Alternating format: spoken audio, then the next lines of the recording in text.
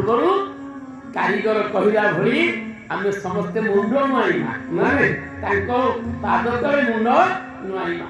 ରାମ ନାମ ସାରରେ କୃଷ୍ଣ ନାମ ସାରରେ ରାମ ନାମ ସାରରେ କୃଷ୍ଣ ନାମ ସାରରେ ରାମ ନାମ ସାରରେ କୃଷ୍ଣ ନାମ ସାରରେ ରାମ ନାମ ସାରରେ କୃଷ୍ଣ ନାମ ସାରରେ ରାମ ନାମ ସାର କୃଷ୍ଣ ନାମ ସାରରେ ରାମ ନାମ ସାର କୃଷ୍ଣ ନାମ ସାରରେ ଦୁନିଆ ସାରରେ ରାମ ନାମ ସାରରେ ଦୁନିଆ ସାରରେ ରାମ ନାମ ସାରରେ ଭଜରେ ମନ ସୀତାରାମ ଭଜରେ ମନ ରାଧେ ଶ୍ୟାମ ଭଜରେ ମନ ସୀତାରାମ ଭଜରେ ମନ ରାଧେ ଶ୍ୟାମ ଭଜରେ ମନ ସୀତାରାମ ଭଜରେ ମନ ରାଧେ ଶ୍ୟାମ ଭଜରେ ମନ ସୀତାରାମ ପ୍ରଭୁ ସୀତାରାମ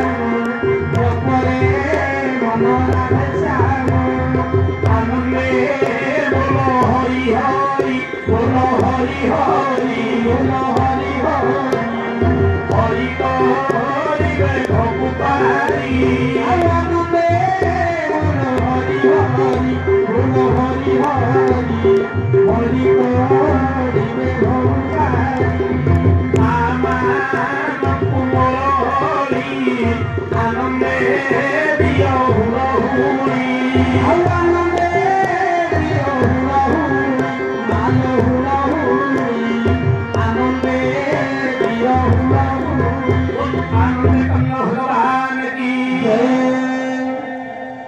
যাও অনুষ্ঠানର କର୍ମକର୍ତ୍ତାମାନଙ୍କୁ ଧନ୍ୟବାଦ। ଏଭଳି ପରିସ୍ଥିତିରେ ବି ଏତେ ସୁନ୍ଦର ଆୟୋଜନ କରିଦେଲେ ସମସ୍ତେ ବସିକରି କଥା ଶୁଣିବେ।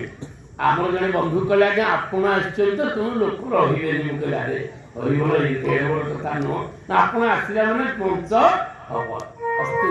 ଆଜି ସୁନ୍ଦର ଭାବରେ ଭଗବାନ ଶଙ୍କର ବସିଛନ୍ତି ମା ପାର୍ବତୀ ପାଖରେ ବସିକରି ମାଗୁଛନ୍ତି। ନାଇଁ ଶାସ୍ତ୍ର କହିଲେ ସଂସାର ଭିତରେ ଉଭୟ ହେଉଛନ୍ତି ଦମ୍ପତି। ନାଇଁ ସ୍ତ୍ରୀ ସ୍ୱାମୀକି ମାଗିବ ସ୍ୱାମୀ ସ୍ତ୍ରୀକୁ ମାଗିବ ଆଉ ରାଗିବ ମଧ୍ୟ। ହଁ ନା ନାଇଁ ନା ଘରେ ହଉନି କାହା ଘରେ ନ ହଉଥିବ ପଣ୍ଡିତଙ୍କ ଘରେ ବେଶୀ ହଉଛି ନାଇଁ କାରଣ ଶାସ୍ତ୍ର କହିଲେ ସ୍ତ୍ରୀ କି ରାଗିବୁ ସ୍ତ୍ରୀ କି ମାଗିବୁ ସ୍ତ୍ରୀ ଚାଲିଗଲେ ରାଗିବୁନି କି ମାଗିବୁନି।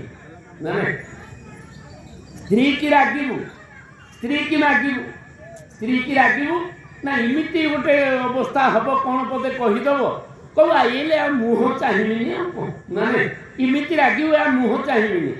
ଠିକ୍ ସନ୍ଧ୍ୟାବେଳକୁ ଖାଲି ରାବିଡ଼ିଆ ଚା ଟିକେ ମିଳିଯିବ। ଏମିତି ଏକ ନମ୍ବରିଆ ଚା ଟିକେ ଯଦି ମିଳିବ ଆଣିକି ହାତକୁ ଧରେଇ ଦେବେ କହିଲେ କାହିଁ ଗୋଟେ ଫୁଲେ ହେଉଥିବ ଚା ପିଉନ ଶଇଲା ତ ରାଗ। ନାଇଁ ସ୍ତ୍ରୀ କି ରାଗିବୁ ସ୍ତ୍ରୀ କି ମାଗିବୁ। ଆମର ଏଠି ସିନା ମା ଅପୂଜା ଚଣ୍ଡୀ ପ୍ରସାଦ ବ୍ୟବସ୍ଥା କରିଛନ୍ତି ଯିଏ ଶୁଣିବେ ସମସ୍ତେ ପ୍ରସାଦ। ଆଜି ତ ସୁନ୍ଦରକାଣ୍ଡ ପାରାୟଣ ହେଇଛନ୍ତି ତେଣୁ ପଣା ପ୍ରସାଦ ହେଇଛି ଏପଟେ ପ୍ରସାଦ ମଧ୍ୟ ହେଇଛି। ସବୁ ଜାଗାରେ ହୁଏନି।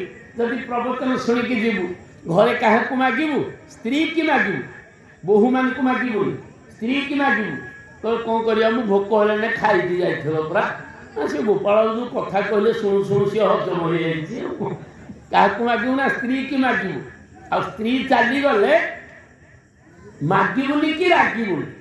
ସ୍ତ୍ରୀ ଚାଲିଗଲେ ମାଗିବୁନି ଗାଧେଇକିରି ବସିଥିବୁ 2 ଘଣ୍ଟା 9ଟା ହବଣି ବୋହୂମାନେ କେହି ଦେଉନଥିବେ ବୁଢ଼ା କ'ଣ କହିବ ହଇଲ ଝିଅ 2 ଘଣ୍ଟା ହେଲା ଗାଧେଇଲେଣି ଯେ ଏ ମୁଢ଼ି ଟିକେ ନାଲି ଚା ଟୋପେ ହେଉନି କ'ଣ ଉତ୍ତର ମିଳିବ? ବୁଢ଼ାର ପାହାନ୍ତାରୁ ପେଟ ତାତି ଯାଉଛି ଏକାଥରେ ତ ସାବାଡ଼ ହେଇଯିବ ଆଉ ଦିନକୁ ବି ମାଗିବୁନି। ଯଦି ମନେକର ରାଗିଲୁ 12ଟା 1 ବେଳକୁ ଖାଇବାକୁ ଡାକିବେ ମନେକର ରାଗିଛୁ କ'ଣ କହିବୁ ନାଇଁ ମୋ ଦିହ ଭଲ ନାହିଁ ନା ଚାଲ ବୁଢ଼ା ଦିହ ଭଲ ନାହିଁ ନିଧୁଁ ଖାଇବା ପୁରା ଉପାସ ରହିବୁ ତ। ତେଣୁ ସ୍ତ୍ରୀ କି ରାଗିବୁ ସ୍ତ୍ରୀ କି ମାଗିବୁ ସ୍ତ୍ରୀ ଚାଲିଗଲେ ରାଗିବୁନି କି ମାଗିବୁ ନା। ଆଜି ଭଗବାନ ଶଙ୍କର ବସିଛନ୍ତି ମା ପାର୍ବତୀ ମାଗିଲେ ଅଜାତିକ ଭାବରେ ଦେଇ ଚାଲୁଛନ୍ତି। ତାହେଲେ କହନ୍ତି ପିନାକ ପାଣି ଶୁଣ ଗୋ ସଖୀ ସର୍ବାଣୀ ପବିତ୍ର ହେ ଭୂମି ତଣି ଚରିତ ଶୁଣି ଗୋ। କାହିଁ ରାମ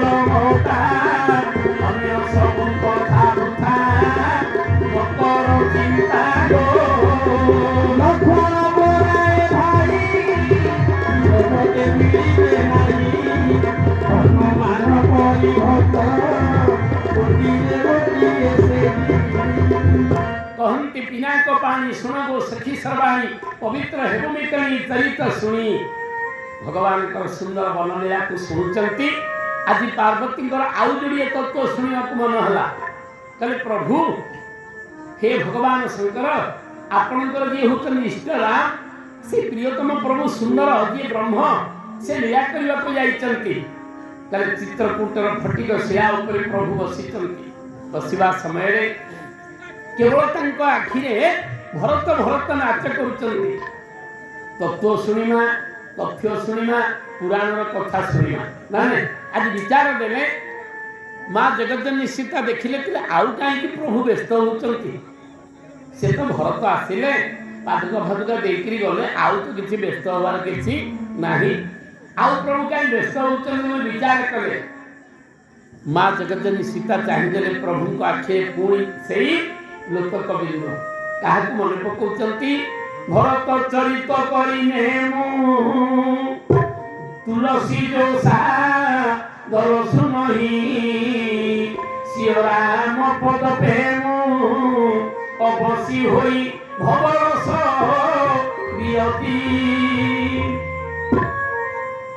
माँ जगज्जननी सीता कहले ना हूँ प्रकृत भार्या मु प्रकृत स्त्री मु प्रकृत धर्मपत्नी मु कलिजुगर वाइफ नुह हरि बोल कहले भार्या किए ना जी भार ओल्है दिए स्वामी भार को जी ओल्है दिए राघव करे से हेले भार्या कल मार्गशीर मासरे जाइली गंजाम जिला जानको घरे थिली कहले आगे ब्राह्मण आमर ब्राह्मण नुह मुझे प्रसाद मु पाइबेनि राति घंटा के रही 5 पलैबी स्कूल करके पुणी आसबि हेले हेले घरे रही माँ टी पचारि मुझे माँ केमती कौन चलुच तुम ना आज्ञा सहीटा कि करूनी मुझे हरि बोल कि सम्मान कहूँ सहीटा कि करूनी आ मु सब कर मुझे कौन जाऊँगी 400 टंका मूल्य आणुची आउ पिला को चलाऊँ आ 100टा टंका ताकू दौची मुझे ताकू कहीं पैसा दौच ना टे पीऊँगी तो मुझे हरि बोल कौन तुम मूल्य लाइक आनम घर चल तुम स्वामी किसी करूना ना खाली चाष खेलुची आ सन्ध्या टे पीऊँगी मुझे पीऊँगी जदि तो कहीं पैसा दौच ना आज्ञा मो काच मुठाक रही तो